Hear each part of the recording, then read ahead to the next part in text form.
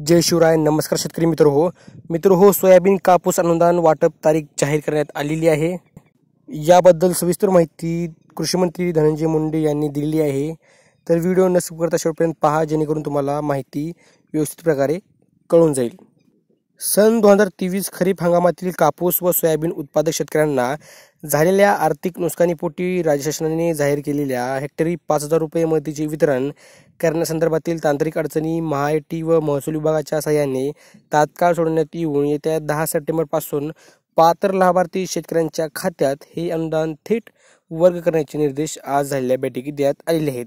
या अंतर्गत कापूस उत्पादक शेतकऱ्यांसाठी 1,548.34 कोटी रुपये, तर सोयाबीन उत्पादक शेतकऱ्यांसाठी 2,646.34 कोटी रुपये असा एकूण 4,194.68 कोटी रुपये निधी उपलब्ध करून देण्यात आलेला आहे.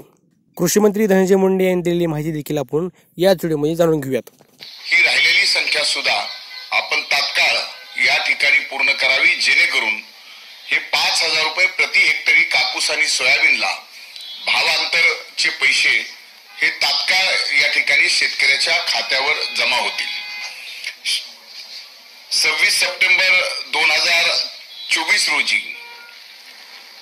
देशाचे आदरणीय पंतप्रधान नरेंद्र मोदी साहेबांच्या शुभ हस्ते या ठिकाणी या कापूस आणि सोयाबीनच्या भावांतरचे प्रति हेक्टरी 5,000 रुपये, कमाल मर्यादा 2 हेक्टर पर्यंतची वाटप हे 26 तारखेला करायचं नियोजित आहे.